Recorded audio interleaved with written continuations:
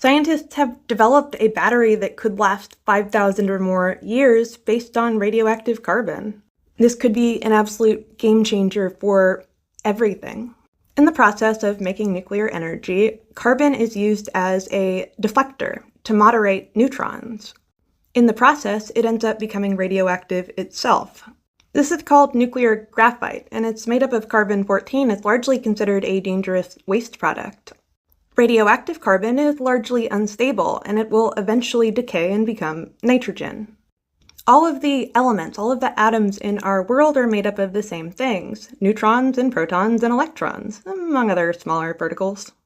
If you were to fire a proton at something, it could become heavier. You could actually turn lead into gold, but it's pretty cost-intensive. The idea of using radioactive elements to produce electricity was not new, but how to make it safe was another question. As those elements decay, they do give off small amounts of electricity. This allows them to be used as batteries, and they have been used for things like going into a volcano.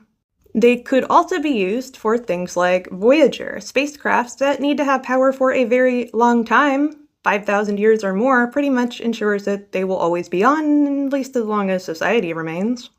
One of the problems was figuring out how to contain it, and it turns out that you can do that with diamond.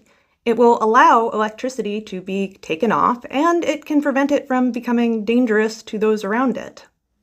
What you see behind me are lab-made diamonds. Diamonds are not all that hard to produce. Their price has been heavily inflated. Diamonds are not all that rare in nature, and they can be used for all sorts of processes. It's one of the hardest materials that we know of. The same also goes for sapphire. It's why you can get things like the screens of your watches made in sapphire. It can just be produced in a lab. These types of batteries could be used for things like pacemakers, things that require relatively little amount of electricity, and you really don't want to have to replace them. In terms of other kinds of products, if you wanted to use it for your phone, it would not allow continuous use, but it could be in there as a way to charge it when you are not using it. Imagine if you drained your phone of electricity, you had the option of charging it, but you don't have a charger, you could just leave it by itself and it would slowly recharge. Now, this does solve one problem with nuclear waste. It could help us get rid of all the carbon-14, the radioactive graphite.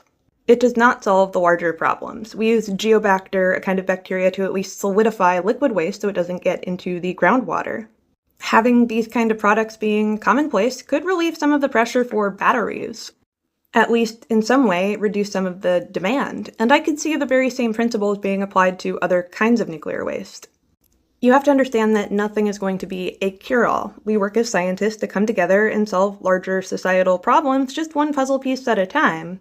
This kind of technology, while presently primitive, could lead to a lot of other technology to come. That's kind of how it works. Step by step, we figure out how to solve society's problems.